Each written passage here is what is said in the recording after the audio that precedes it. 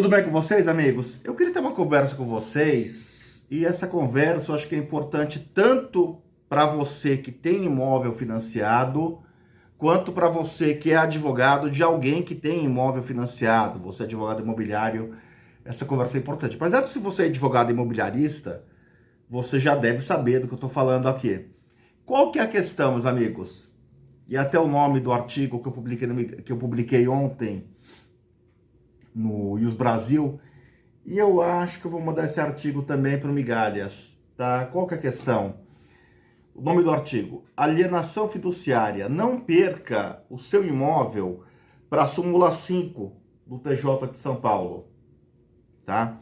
Não se preocupem agora em ficar copiando, o que eu estou falando, tal, porque tudo que eu estou falando aqui vai estar na descrição do vídeo e pode ser que eventualmente eu até faça um vídeo, se vocês pedirem.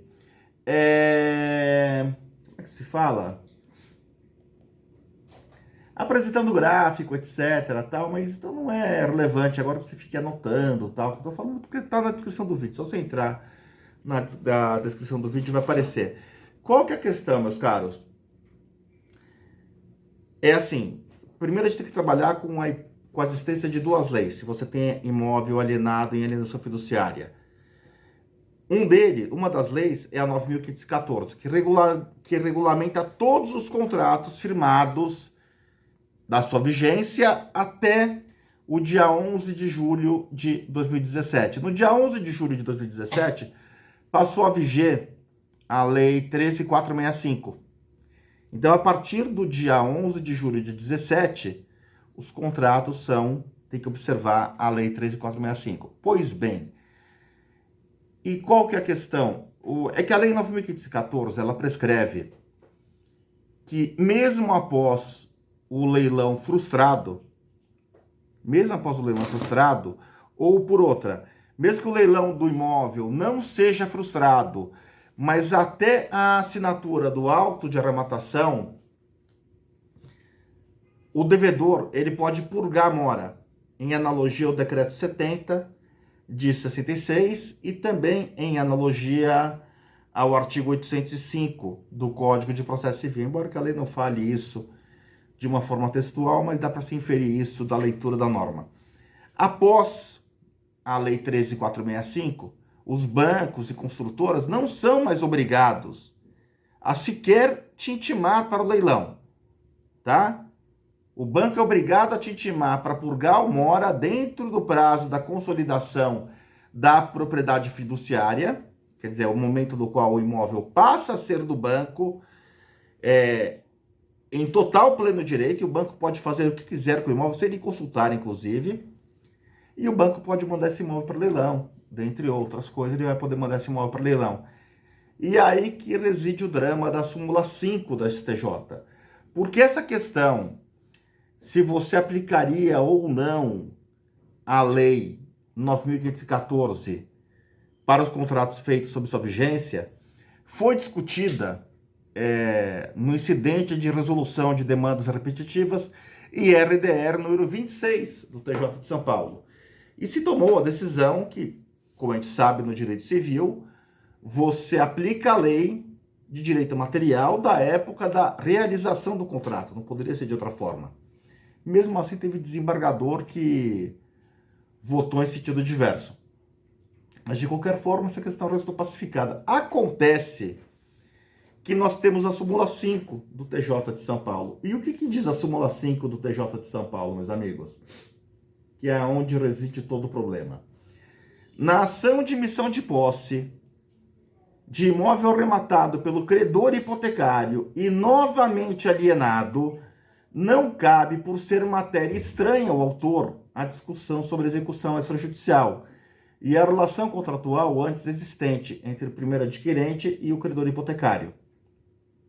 Essa súmula está até mal escrita, tá? Essa súmula está até um pouco mal escrita, mas tudo bem. Mas o que essa súmula quer dizer? O que essa súmula quer dizer?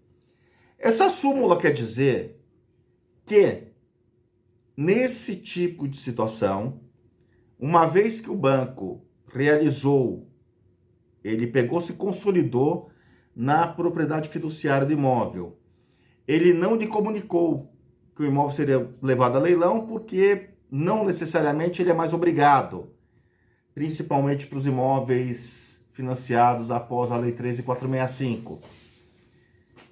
E daí seu imóvel foi leiloado para uma terceira pessoa, só que tem falhas no procedimento. O que a súmula 5 está falando, em termos bem claros, é o seguinte: caberá, nesta hipótese, ao devedor fiduciante, quer dizer, a pessoa que compra imóvel, são duas pessoas, tá? É o devedor fiduciante e o credor fiduciário. O credor fiduciário é o banco e o devedor fiduciante é a pessoa que compra o imóvel pela via da alienação fiduciária. Inclusive o imóvel que eu moro já está quitado, mas quando nós compramos, a gente comprou pela via da alienação fiduciária. O que essa súmula está dizendo é o seguinte: que qualquer problema que exista, qualquer vício que exista no leilão, tem que ser resolvido através de perdas e danos com o banco ou com a construtora. O leilão, como forma de aquisição primária, a aquisição originária de propriedade, é rígido e não se o discute, em hipótese alguma.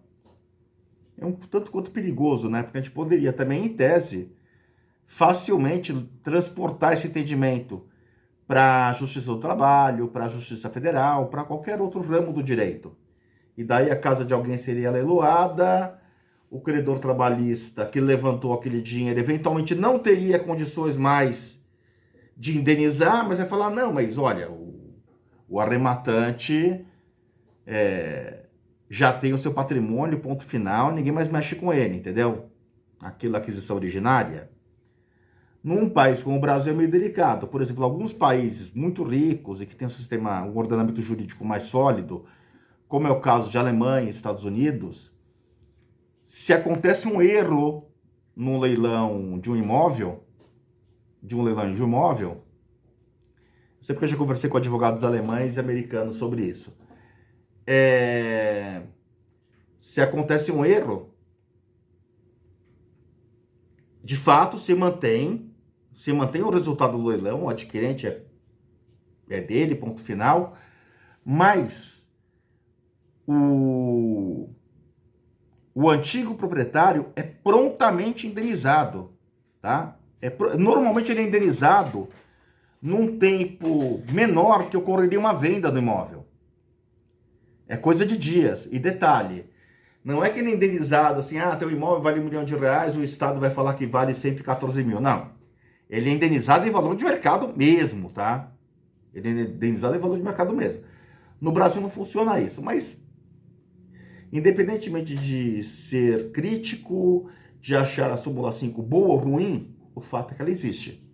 O fato é que ela existe. O que eu posso falar para vocês, meus amigos? Então, se você tem cliente na área imobiliária, ou se você tem um imóvel financiado e eventualmente está com 1, 2 parcelas em atraso, não perca tempo e procure seu advogado ontem. Ai, Papini, mas o banco não é obrigado a esperar 3 meses para entrar com a execução?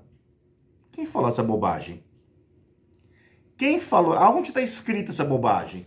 Sim, é normal no Brasil que as empresas tenham como uma regra interna de procedimento aguardar 90 dias, se chegou o seu consenso no mercado que 90 dias é o prazo mais ou menos onde a pessoa consegue reunir recursos para pagar um débito em atraso. Se ela não conseguir 90 dias, aquele débito só vai crescer, daí é melhor. Mas não tem. Da mesma forma que se eu atrasar meu aluguel aqui um dia, imagina assim, o aluguel vence no dia 10 aqui do escritório. É dia 10, né, Mário, que vence? Dia 10 vence o aluguel do escritório. Se eu atrasar um dia, o proprietário pode, em tese, no dia 11, às 9 horas da manhã, ajuizar uma ação de despejo por falta de pagamento. Claro que ninguém faz isso, né? Principalmente no meu caso, a gente está aqui há quantos anos já, Mário? 6, 7... Não, aqui, nesse. É que a gente mudou de um prédio para o outro. A gente mudou dentro do mesmo prédio, mas 5 anos, tá? Óbvio que ninguém faz isso. Óbvio que ninguém faz isso, mas não existe uma obrigatoriedade. Ah, o proprietário, o locador. Não, não tem que esperar nada. Tem o aluguel vai ser no dia 10, dia 11. É óbvio também que se aquele proprietário for até um advogado, o advogado vai ligar e vai falar: ô, inquilino, você não vai pagar, tal, né? Talvez nem aceite a demanda. Então o banco não tem essa obrigação de esperar 3 meses, 2 meses. Eu já vi banco ajuizar, iniciar o procedimento de consolidação de propriedade fiduciária para posterior leilão em 20 dias de débito inadimplido. Não existe essa obrigação. Então não adianta você... E acontece muito isso com o brasileiro, né? O brasileiro adora dar uma de avestruz, sabe? Ele acha que se ele não pensar no problema, o problema vai deixar de existir. Amigão, você tem imóvel financiado, que é o imóvel onde mora você, sua família. E vamos lembrar, imóvel não é carro, tá? Ah, não, tudo bem, perder um carro não é agradável, mas também não é o fim do mundo, mas também não é o fim de mundo. Agora, eu já vi clientes meus que perderam imóveis, e principalmente que perdeu imóvel porque deixou para comunicar tarde a família, procurou contratar advogado muito além de um prazo razoável, quando o advogado já não podia fazer mais nada, esse advogado era até eu. Eu já vi casamento acabar por isso, tá? Esse é o tipo de coisa que faz a esposa virar para o marido e falar: por favor, meu querido, faz um favor, vai, pega suas malas e vai embora de casa. Esse é o tipo de coisa que acaba com o casamento. Então, assim, se você está devendo parcela de imóvel, a súmula 5 do TJ de São Paulo é radical. E o TJ de São Paulo não dá folga. Não dá folga. Aconteceu o leilão, é ato jurídico perfeito, acabado.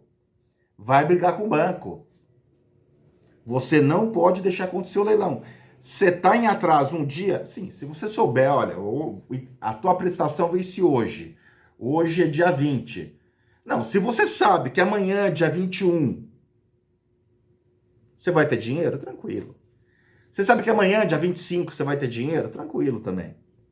Agora, se você está esperando receber talvez um valor que entre daqui a 15 dias, mas você não tem total certeza se esse valor vai entrar ou não, amigão, conselho de amigo, conselho de um advogado que tem 30 anos de experiência, liga ontem para o seu advogado, que senão a chance que você tem de perder o seu imóvel é muito grande, tá legal? Abraço a todos e até o próximo vídeo. Valeu!